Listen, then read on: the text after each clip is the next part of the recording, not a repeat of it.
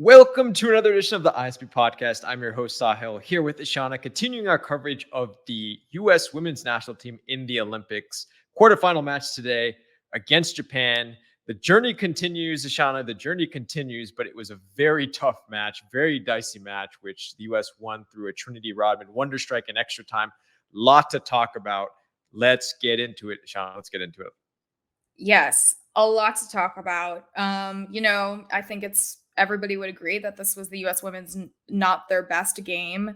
However, as conservatively as they played and as nervous as we are, I was more nervous for the coaching tactic and Emma Hayes' insistence on delaying or not utilizing subs, which is something that we saw in Australia last game. And that's something I want to talk about a little bit. Yeah, Shana, you called it. You were right on the money last match. You said the one qualm you had with Emma Hayes so far is her delay of using subs, or in the fact last match against Australia, not rolling out more subs in a match that could have rested players. I think that shortcoming was on full display in this particular match today. Yeah, I mean, here's the thing. Okay, let's go back to Australia for a second. I understand her wanting to start this lineup to create consistency, to create chemistry with this team. Fine. That's something Vlatko definitely lacked in the World Cup. Okay. You go into this match against Australia, you can lose by a significant amount and still advance into the knockouts. She still starts the same lineup. Okay, fine. But then Coffee gets a yellow. You know that she's not going to be in the next game. Why not utilize that time to, switch it up and know what you're working with for the next game? She could have brought on subs way earlier. I just, as great as she is, this was our fourth game in 9 days. And, then you're put in a position where in this game, you don't want to put on subs because you don't have the confidence in these subs. And I think it was very obvious. We were very fatigued, especially the front three, a bit off. Our defensive line, as amazing as they were, they looked tired. And, Rose Lavelle, poor girl, who literally you could tell was just so tired. She played her heart out. I mean, I have to say, this was probably the best performance I've seen from Rose Lavelle in a very, very long time. Like, much, much better than anything I saw in the World Cup. And, I think Emma Hayes got lucky in that sense. She has definitely this like Southgate obstinance when it comes to, no, these are the players that I want to play. And I understand that, but you had Jaden Shaw on the bench who was fit to play today. And I think she could have come in, like, Haran obviously did not have her best game. She could have played in the 10. We could have moved, Sonnet back up and then put Nightswanger in the back. So many things. However, I will say I am happy she kept the defensive line because they are, Foxy, Gurma, Nair, and Sonnet in this case, and I'll include Dunn in that category. We're just like, that was the only thing making me watch and be like, okay, we still got this, Yeah, Crystal Dunn had a fantastic match, and I think the other three in the back, Sonnet, Gurma, and Fox, fantastic matches. Like you mentioned, Rose Lavelle as well, great match. Haran on off day, 100%, a very untidy game by Haran. And I think Corbin Albert and Rose Lavelle really carried her, I think, in this particular match. And then like you said, we saw this up front. Now credit to Japan, they played a very tight, compact game, and they all knew what they wanted to do and had to do.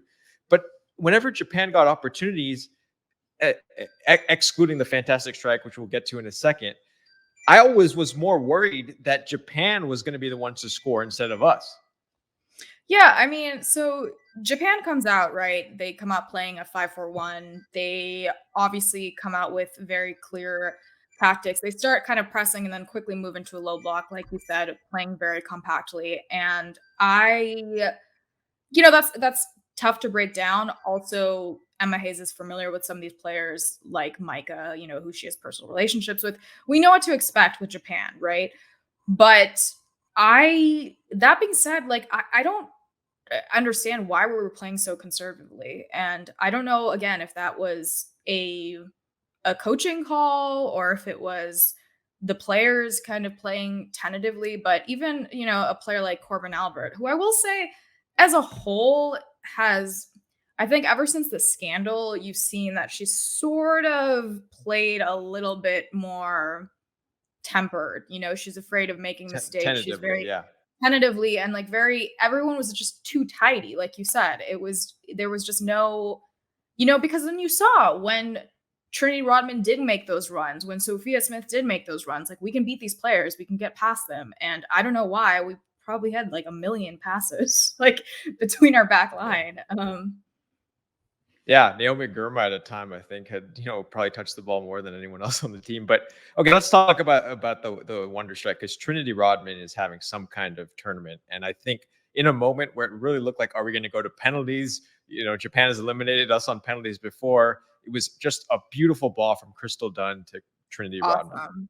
I mean, amazing cross. Like Dunn is just such a she is just like the definition of why we need that veteran presence, on the team. And I got to give Sonnet some credit too. She's definitely stepped up as a sub, but it was just, yeah, it was beautiful. It was like just so much confidence. And I just wish we had kind of seen that confidence a little bit throughout the game. I mean, we did not have a lot of strikes, and I think we could have scored earlier, although I will say that was an amazing goal and an amazing moment. And Trinity Rodman made it really exciting as for us viewers. So there's that. But yeah, I mean, it was definitely tough. And like Japan can definitely leave knowing that they really, you know, I think they played great.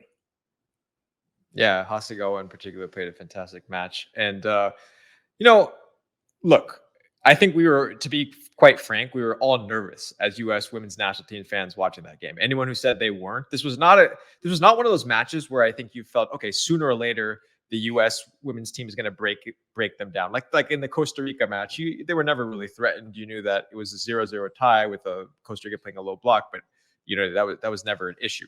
This match, especially at the end of regulation, there was a couple chances Japan had here or there, and you might be eliminated. Yeah.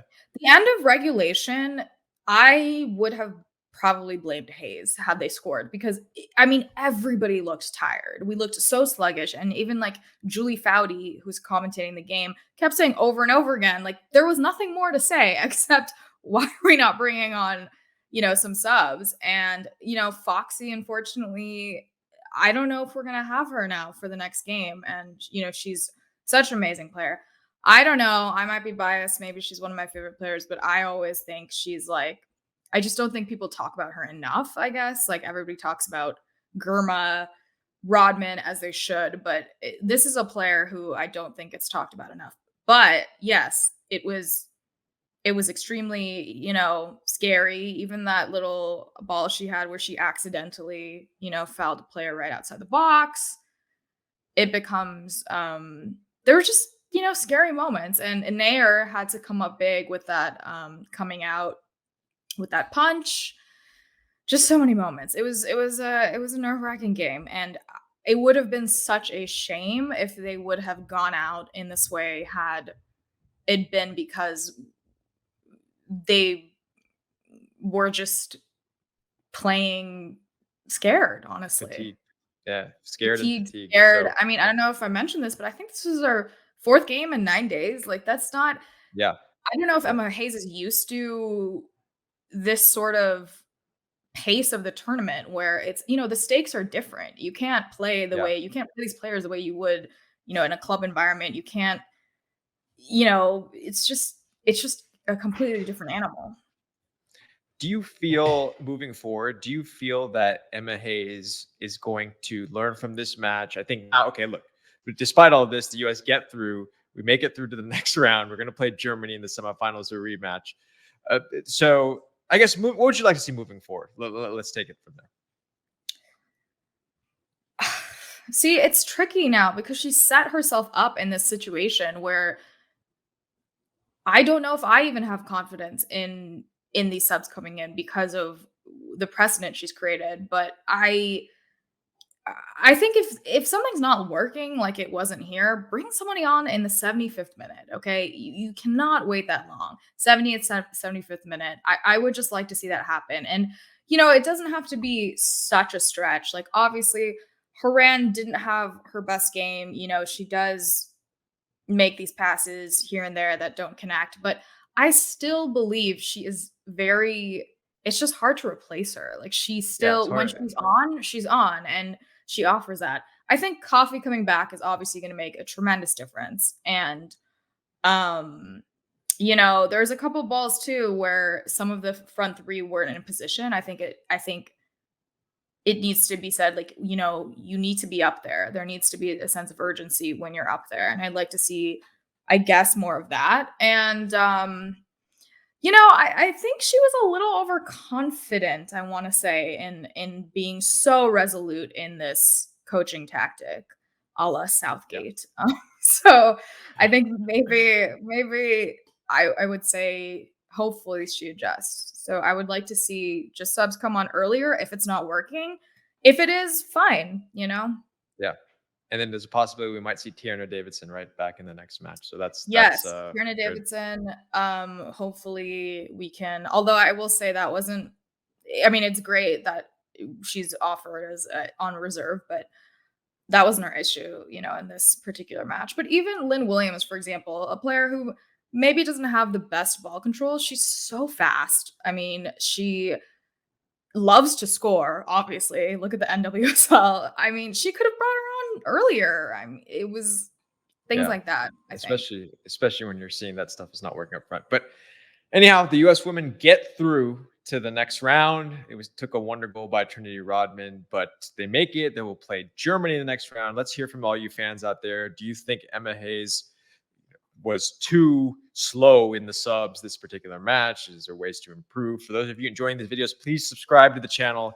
The U.S. women's national team Olympic journey continues, though. Ishana, I will leave it to you to take it away. All right. You know what? This tournament is shaping up so well on both sides of the bracket. We had a great Colombia-Spain game. It's so much fun to watch. But as always, I want to say, go USA. We want USA. Just USWNT all the way.